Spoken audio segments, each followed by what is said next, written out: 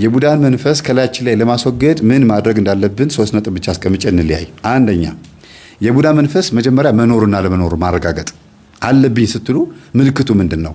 ያንን ትምህርቱን በደንብ ማዳመጥ ቡዳ ምንድነው የሚለው ቼክ አድርጎ በትምህርታችን ውስጥ ማየት ገብቶ በደንብ መመርመር።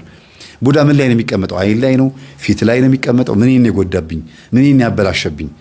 እኔ የነካሁት ነገር በሙሉ የሚበላሽብኝ ከሆነ አው ችግር በርግጥ ችግር አለ፣ ቡዳ አለ። ግን ደግሞ እኔ ራሴ አባካኝና አጥፊ ሆንኩት ገንዘብ ሳገኝ ብቻ ነው ወይስ ድሃም ሆኜ አባካኝና አጥፊ ነኝ? ቼክ ማድረግ አሟጦ መጨረሻ እስክትደርሱ ድረስ ድሃ መሆናችሁ እንኳን ራሱ አሁን አንዳንድ ሰው የሚበላው የሚጠጣው አጥቶ እንኳን ለአረቄ ሳንቲም አያጣም፣ ለሲጋራ ሳንቲም አያጣም። ምንም እኮ ሆድ ውስጥ እኮ ምግብ የለም። እስከ መጨረሻው ሰዓት ድረስ ከእናንተ ጋር ይፋለማል፣ ምንም እንዳይኖራችሁ አድርጎ። ቂምና ሳንቲም ኪስ ውስጥ አያድርም ይላሉ አይደል ሰካራሞች። እና በዚህ ልክ እስከ መጨረሻ ድረስ ድሃ ጨርቃም አድርጎ የለበሰውን ልብስ እስከ መሸጥ ነጠላ ጫማውን ሸጦ በባዶ እግሩ እስከ መሄድ የሚያደርስ ሱስ ያለበት ሰው ከባድ የቡዳ መንፈስ ያለበት ሰው። ሴትም ከሆነች ልክ እንደዚሁ ሁሉ ነገሯ ምጥጥ አድርጋ ሁሉም ይከፋባታል። ጎረቤትም ራሷን በራሷ ላይ ክፉ ትሆናለች። በራስ ላይ ክፉ መሆን ማለት ራስን አለመጠበቅ፣ ለራስ አለማዘን፣ ለነፍስ አለመጨነቅ፣ ለዘላለማዊ ሕይወት አለመጨነቅ ማለት ነው። ዝም ብሎ ተስፋ የቆረጠ ራስን ስለማጥፋት ብቻ ማሰብ ማለት ነው። ይሄ በራስ መጨከን ይባላል። የዘላለም ሕይወት እንዳላስበው ቢከፋም ቢለማ ምን ሳይሻል አይቀር የሚባል ነገር አለ። ምንድነው? ለክፉም ለደጉም ምን ሳይሻል አይቀር ሲጻፉት እናንተ።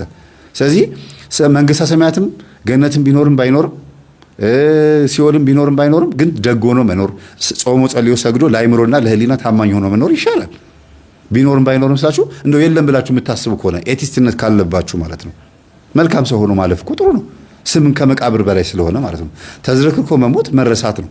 መሞት በአጠቃላይ መረሳት ቢሆንም ግን ስም ከመቃብር በላይ ነው። አንዳንዴ እሱ እንኳንም ሞተ የሚባል መሆን የለበትም። ኧረ ይሄን አድርጎ እኮ አረፈ እንደው ትልቅ ነገር ሰርቶ አለፈ ይባላል። የዛሬ 20 ዓመት የተተከለ ችግኝ ነው ዛሬ ዛፍ ሆኖ ለእኛ መጠለያ ሆነው። እኛ ደግሞ ችግኝ ተክለን ደግሞ ለሚቀጥሉ ትውልድ ዛፍ እንዲያገኙ ማድረግ አለብን። እና ስለ ቡዳ መንፈስ ማወቅ ነው መጀመሪያው። ሁለተኛ ደግሞ በዙሪያችን ያሉ ሰዎችን ማየት። የእኔ ጠላት ማን ነው? ሰላቢም ቡዳ ስለሆነ ነው። ሰላቢ መንፈስ ምቀኛ የሆነ ሰው በእኔ ዙሪያ ማን አለ? የሚነካካብኝ ሰው፣ በእኔ ነገር የሚቀና ሰው የሆነ ነገር ስትይዙ ማለት ነው። አይ ይሄን ነገር እንደዚህ ብታደርገው ጥሩ ነበር። ሁልጊዜ ባላችሁ ነገር ላይ ኔጌቲቭ የሆነ አስተያየት ነው የሚሰጠው። ይሁን ችግር የለውም እድሜ አይኖረውም ግን ተጠቀምበት ይላሉ። አሪፍ ነው እንዴ ጥሩ ነው የገዛው ወይ ሲያምር፣ ኧረ እኔም እንደዚህ እገዛለሁ ምናምን የሚል እኮ ቢሆን ጥሩ ነበረ።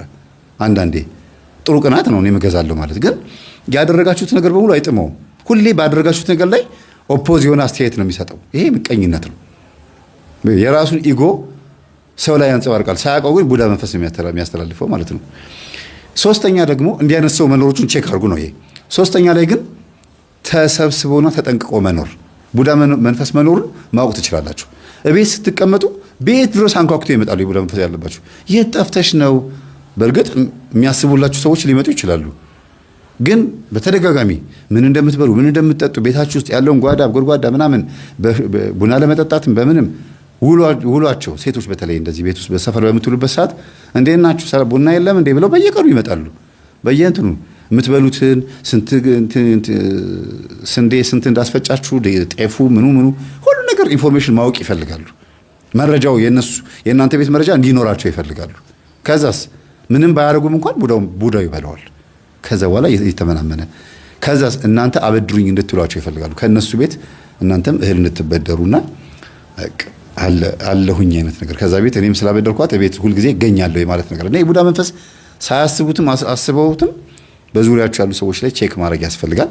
ሌላው እንደ 1 2 ብዬ 3 ብዬ ማልሰጠው ቁጥርም ማልሰጠው የቡዳ መንፈስ መኖሩን በጸበል በጾም በጸሎት በስግደት በደንብ አድርጋችሁ ወጥራችሁ ይዛችሁት ማስለፍለፍና ማነኬት ነው የመጣው መቼ ነው የበላኸኝ ወይም ደግሞ ከእናት ማህፀን ነው ወይ ብሎ ጠይቆ ማወቅ ይቻላል። ይሄ ከቁጥር ውስጥ የማይገባ ዋና ጉዳይ ነው።